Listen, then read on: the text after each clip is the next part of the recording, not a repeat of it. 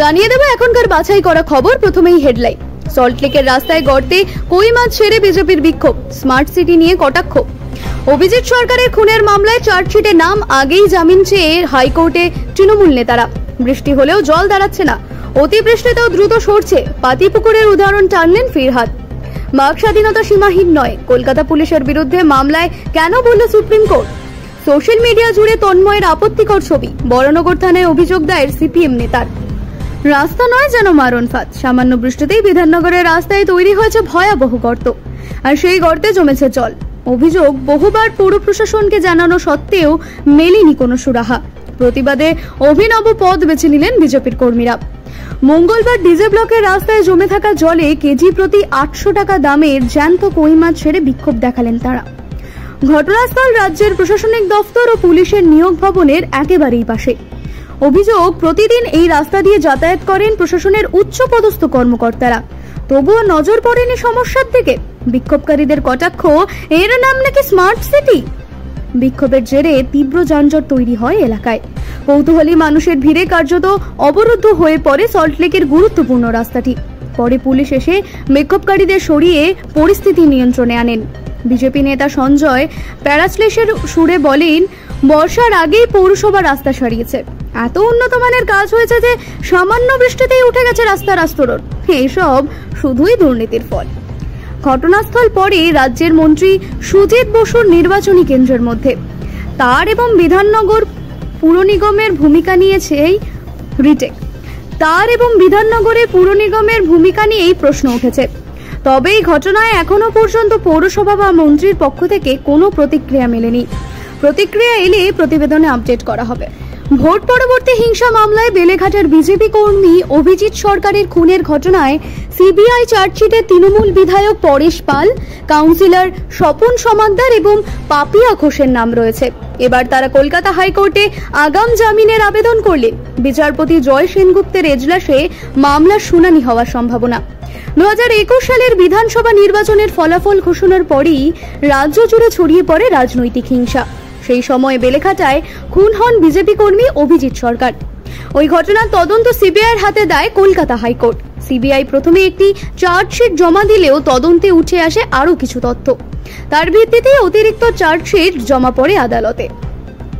CBI সূত্রে খবর, নতুন করে পাওয়া সাক্ষ্য প্রমাণের ভিত্তিতে তৃণমূল বিধায়ক পরেশ পাল ও 2 কাউন্সিলর সহ আরও 15 জনের নাম অন্তর্ভুক্ত করা হয়েছে চার্জশিটে। সব মিলিয়ে অভিযুক্তের সংখ্যা 18। তৃণমূল কংগ্রেসের অবশ্য গোটা ঘটনাকে রাজনৈতিক ষড়যন্ত্র বলে ব্যাখ্যা করেছে।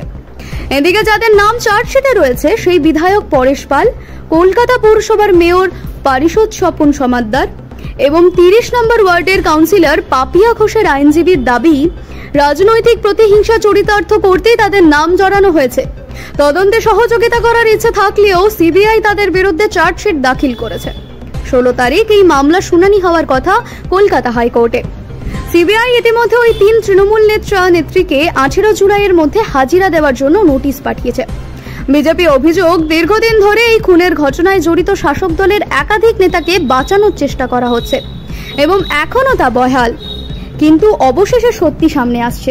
এই মামলার গত শুনানি ব্যাংশাল আদালতে বর্জিত হয়ে সিবিআই রিটেক। এই মামলারই গত শুনানিতে ব্যাংশাল আদালতে বর্জিত হয়ে সিবিআই।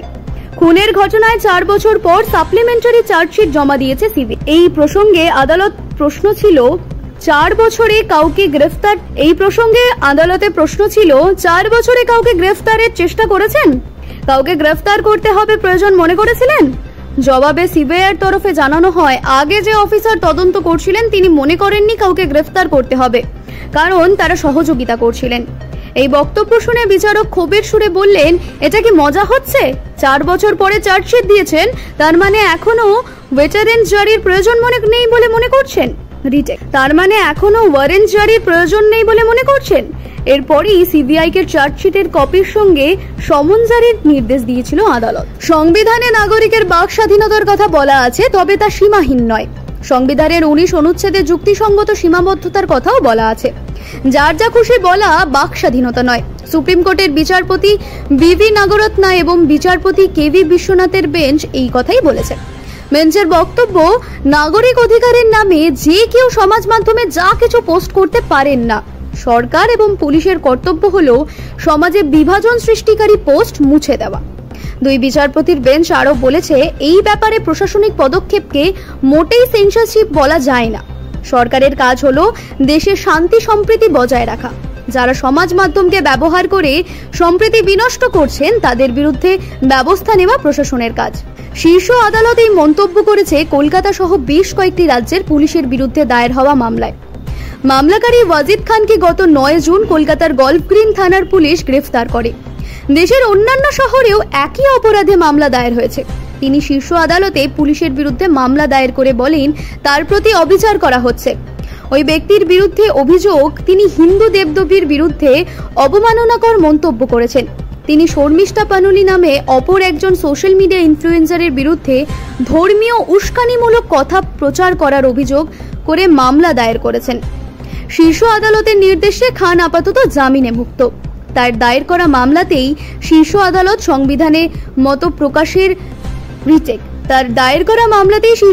সংবিধানের মতো প্রকাশের স্বাধীনতার প্রসঙ্গ উত্থাপন করে বিস্তারিত ব্যাখ্যা দিয়েছে। আপত্তিকর ছবি সোশ্যাল মিডিয়ায় ছড়িয়ে পড়তেই বরানগর থানায় অভিযোগ দায়ের করল সিপিএম নেতা তন্ময় ভট্টাচার্য।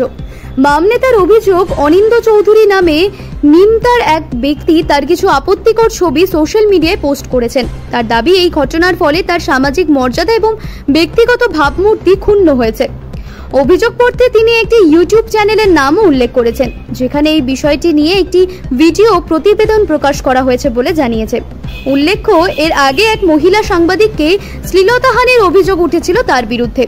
সেই সময় ব্যাপক বিতর্ক দানা বেঁধে এবং দলের অন্দরেও ক্ষোভের সৃষ্টি হয় বলে জানা যায়। এমনকি অতীতেও তন্ময় ভট্টাচার্যের বিরুদ্ধে একাধিক মহিলার সঙ্গে অনৈতিক সম্পর্কের অভিযোগ উঠে এসেছে। এ ব্যাপারে দ্য ওয়ার্ল্ড তন্ময় বাবুর সঙ্গে যোগাযোগ করা হলে স্পষ্ট করে বলে রেখেছিলেন, যা বলার আইন বলবে, কোর্ট বলবে। অন্যদিকে সিপিএম নেতা সুজন চক্রবর্তীও জানান তিনি এমন কিছু শোনেননি, জানেন না। দ্য ওয়ার্ল্ডকে বলেন, সোশ্যাল মিডিয়ায় কি হচ্ছে তা তো সবসময় আমি দেখি না, আমি কিছু জানি না। কিছু একটা দাবি করা হচ্ছে মানেই সেটাকে বিশ্বাস করতে হবে তা নয়। একবার অভিযোগ এসেছিল, তখন দল তাকে সাসপেন্ড করেছিল। নতুন করে কি হয়েছে তা জানা নেই। গত বছর 27 অক্টোবর তন্ময়ের বিরুদ্ধে চাঞ্চল্যকর অভিযোগ তোলেন এক মহিলা সাংবাদিক। তিনি অভিযোগ করেন, ওই দিন তিনি তন্ময় ভট্টাচার্যের বাড়িতে সাক্ষাৎকার নিতে যান। তখনই তার শ্লীলতাহানি করে ওই সিপিএম নেতা। বর্ষিয়ান সিপিএম নেতার বিরুদ্ধে এই অভিযোগ তুলে ফেসবুক লাইভ করেন তিনি। এরপরই নড়ে চড়ে বসে সিপিএম। একবার নয়, দুবার সাসপেন্ড করা হয় তাকে।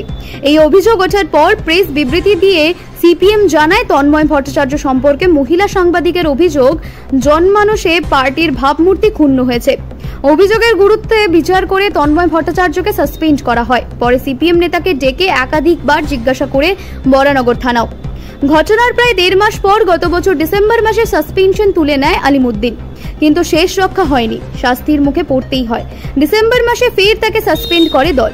দলীয় তদন্ত কমিটির রিপোর্ট দেখার পর ফের তন্ময় ভট্টাচার্যকে সাসপেন্ড করে সিপিএম। সেই মেয়াদ শেষ করে দলের সদস্যপদ ফিরে পেতেই আবার নয়া বিতর্কে বাম নেতা।